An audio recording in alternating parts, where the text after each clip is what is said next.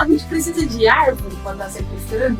Só uma floresta vai fazer um papel de um sequestro nesse meio que a gente está.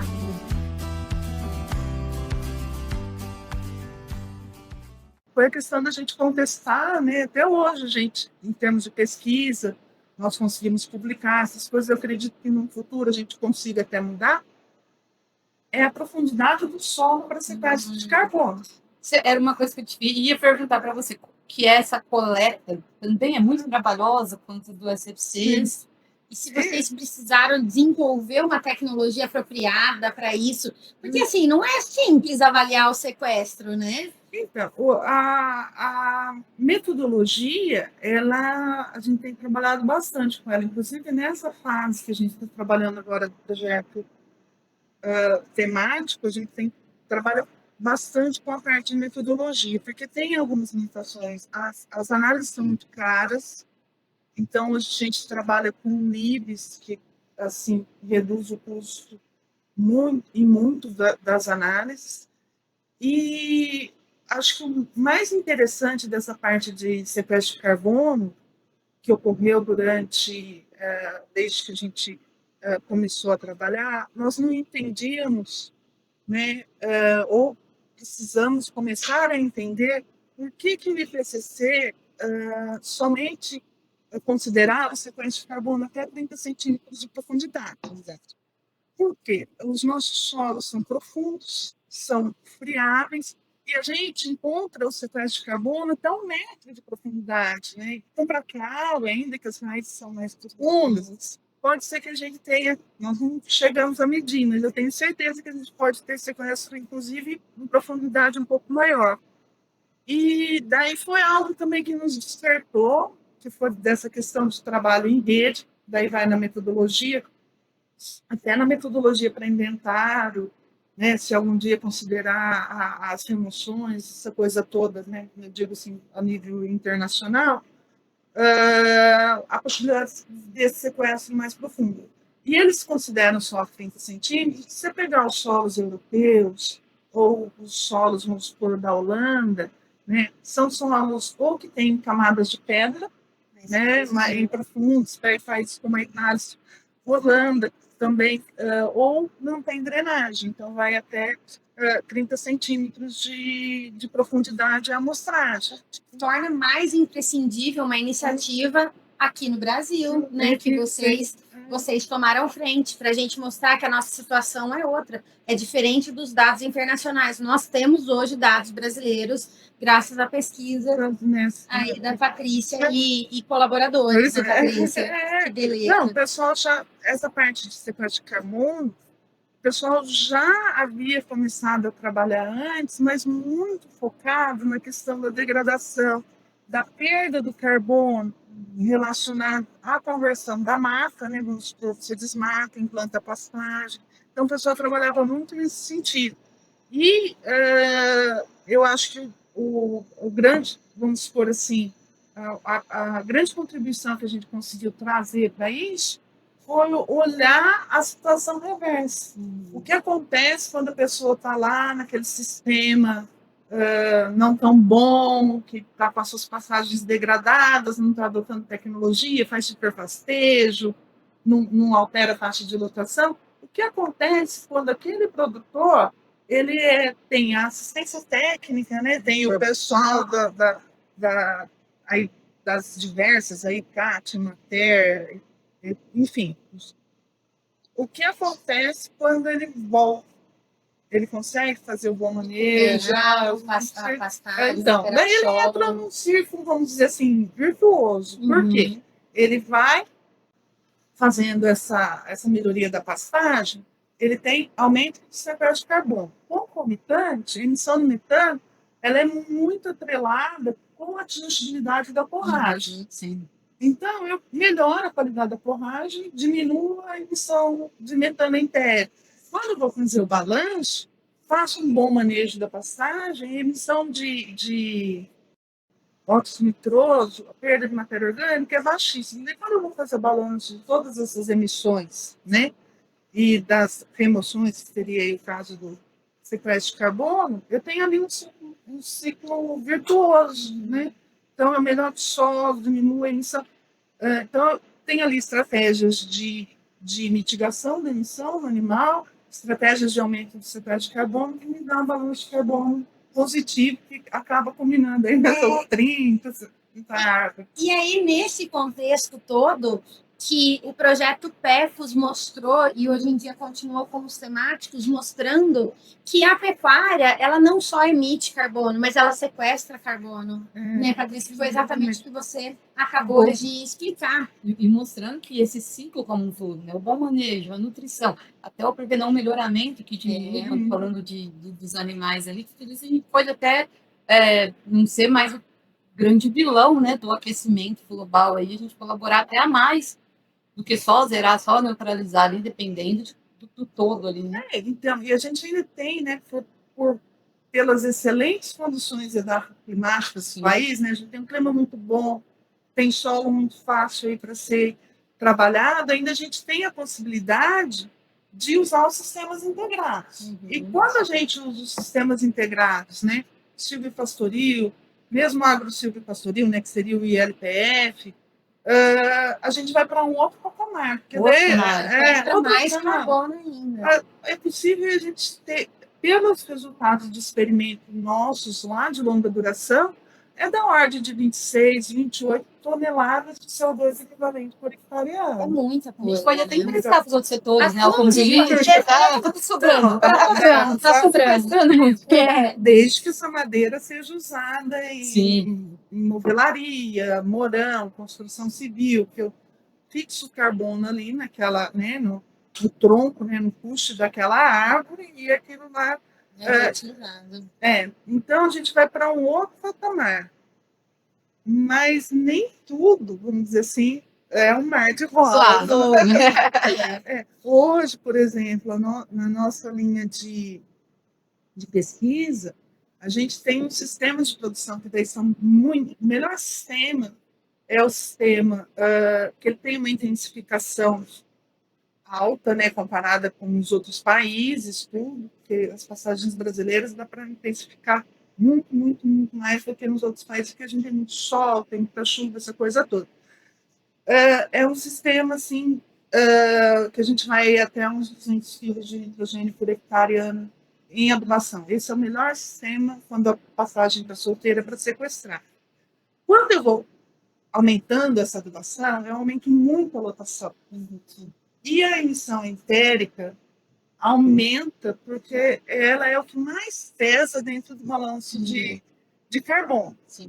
Então, hoje, a nossa linha de pesquisa é trabalhar, a gente está procurando, né, alternativas aí, bioinsumos, fertilizantes organominerais, formas de aumentar esse sequestro de carbono para esses sistemas que são altamente intensificados, irrigados, que a gente realiza sobre semeadura, porque são sistemas aí que a gente produz muito, né? No verão, a gente pode colocar aí 15, 16 unidades animais por hectare. Então, frente à realidade brasileira de um animal por hectare, né? Que a gente vem melhorando, mas ainda precisa ser melhorado. E nesses sistemas onde daí eu tenho uma lotação muito alta, obviamente, mais animais, aumenta. Então, esse é o nosso desafio agora, porque são sistemas que, se, por exemplo, hoje, a gente olhar, são amplamente adotados no país? Não, mas pode ser que um dia, por questão de restrição de área, né, aumento de produção de agricultura, essas coisas, a gente tenha que intensificar as áreas de pastagem até um nível maior do que esse aqui, 200 quilos de nitrogênio, uma pastagem mais, assim, uma lotação mais moderada, assim, 6 animais, unidades animais no verão. Então, mas pode ser que um dia a gente precise desses sistemas irrigados e com uma lotação ainda maior. Então, a gente está tem que andar um ponto à frente.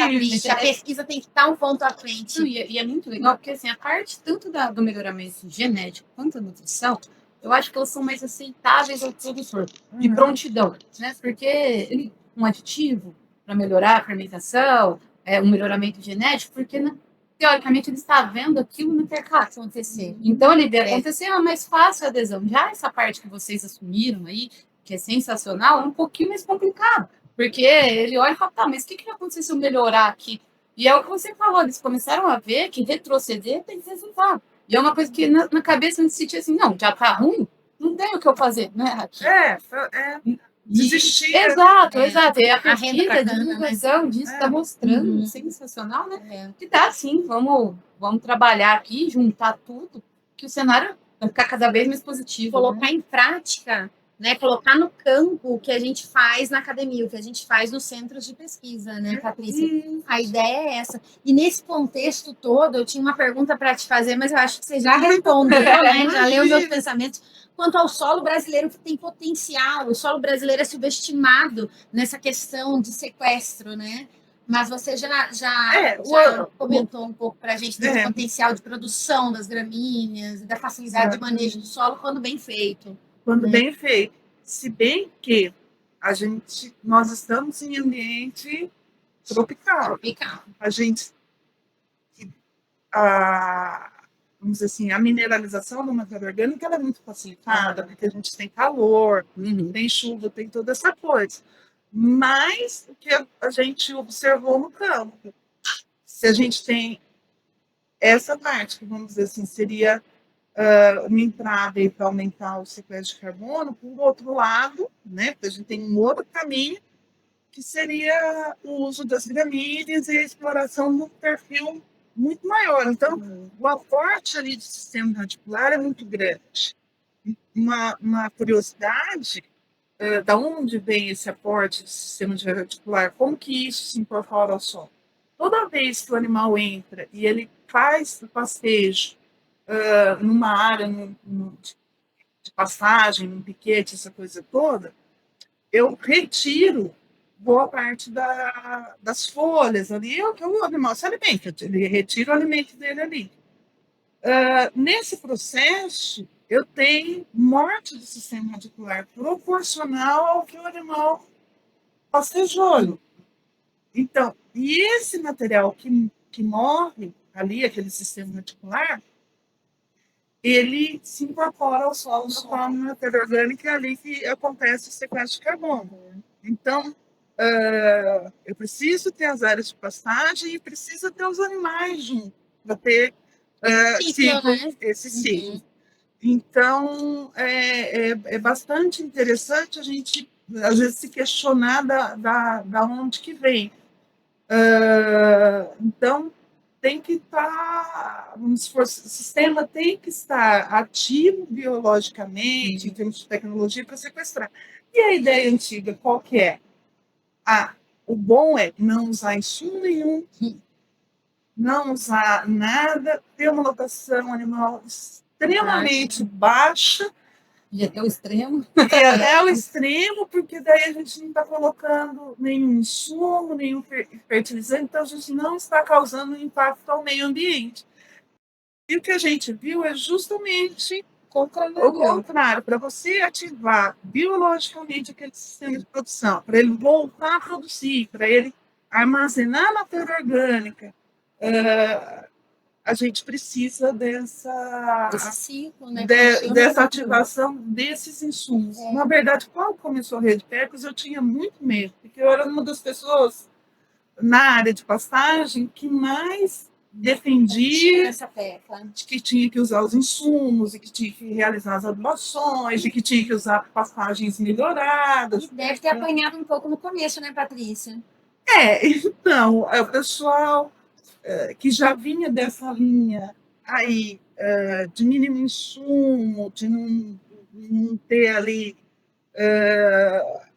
não fazer nada para não ter um impacto, para não gerar nem. Toda atividade tem impacto, né, na verdade, mas para gerar um impacto menor, era meio controverso no começo, mas depois de 3, 4 anos, com os resultados mostrando os dados de pesquisa, né? Para isso que a gente faz pesquisa. Hoje a gente até trabalha com alguns pesquisadores que antes tinham Essa ideia Bem, ambientalista. porque a gente não pode, vamos dizer assim, ainda mais na pesquisa, a gente não escreve em pedra. Eu sempre falo isso com os alunos os orientados. A gente nunca pode escrever em pedra, olha, é isso, acabou. Porque Sociedades mudam, cenários Coisas mudam. novas aparecem, E é por isso conceitos são deixados para trás. né? e é por isso que a pesquisa não para e não pode parar, né? Cada vez a Se gente tá você ficar pesquisando com. algo novo, crescendo, melhorando. Se a gente, em termos de pesquisa, em termos de sistema de produção, pecuarista, seja lá quem fosse, se nós nos amarrarmos em conceitos e pré-estabelecidos e ficar com aquilo e não quebrar, E uma hora a pesquisa acaba, né? Porque um vai chegar num patamar que não chão, dá, né? exatamente. Uma hora termina. Essa aceitação do produtor, Patrícia, como que foi? Porque eu sempre penso desse entrave, né? A gente pesquisa, hoje eu acho que a pesquisa mudou muito o jeito de ser. Né? Antes era o paper ali, o trabalho, o artigo, os dados, a estatística. Hoje a gente tem que saber uma forma de levar. Nada adianta também estar só no papel, tem que estar no papel, porque passou por uma revisão aos pares, então com certeza isso tem uma credibilidade, né, e tudo mais. Só que só isso também não dá. Não dá. E assim, é difícil, porque alguns sistemas de produção, eles já começaram, que nós avaliamos, são sistemas de produção que foram desenvolvidos lá na década de 80, pela própria USP, né, Exalc, que o pessoal de Pirassununga, o pessoal na nossa região, eu estou dizendo, né? Lógico, tem Viçosa, então eles já vinham com isso, então o doutor ficou muito feliz, porque os que já adotavam descobriram que aquilo era benéfico em termos de emissão de gases de efeito estufa e tudo. Mas a gente tem hoje, por exemplo, alguns aí desafios. A gente tem, por exemplo, hoje um sistema de produção que a gente adota lá na Embrapa com leguminosas. E a leguminosa, ela tem ali fatores nutricionais interessantíssimos para diminuir a emissão de metano entérico. E a gente viu que derruba mesmo.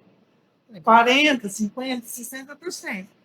Mas é difícil, a gente está hoje na fase, vamos dizer assim, de revisitar aquela pesquisa lá de trás, Isso do acontece muito, doutor né? Bernelli, essa coisa toda, para dizer que é importante, porque, por óbvio, né, a gente tinha aquele caminho do uso dos insumos, você colocava os adubos lá, tinha resposta rápida, era mais fácil do produtor adotar. Quando você vai já para o uso das leguminosas, que ajudam no ciclagem de carbono do solo e tem esse efeito de mitigação da emissão do metano entérico,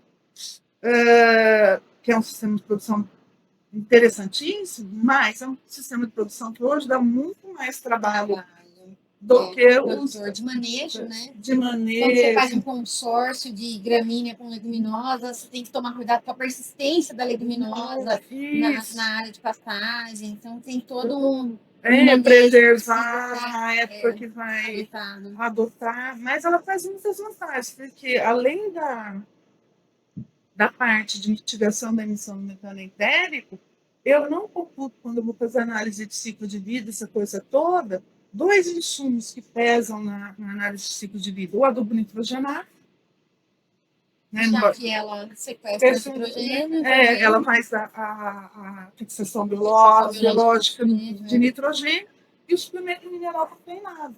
Porque ela tem um teor alto de Proteína, proteína. ela simplesmente não usamos. Olha que beleza. Então, nós trabalhamos com feijão guandu. O Instituto de Zootecnia hoje tem a macrotiloma, que eles estão avaliando com os mesmos efeitos. O pessoal da Embrapa Agrobiologia, com o pessoal do CEPLAC, da Bahia, eles trabalharam com desmódio.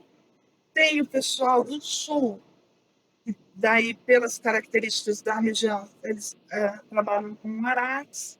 Então, são formas aí ela é quase que como se eu tivesse colocado dentro do sistema de produção, adotado um aditivo desses, que a gente tem vários hoje, para redução da emissão de metano entérico. E natural, né? É natural. E tá aí. Postamos aqui para o pessoal de Fica a dica, né? extensão, tudo, Exatamente. retomar com isso, né? E você vê que, eu não sei muito bem, mas você acha que essa parte, para incentivar o produtor, que o crédito de carbono vai dar vem dando, vai dar uma motivação a mais ali? O sistema degradado, ele dá um prejuízo.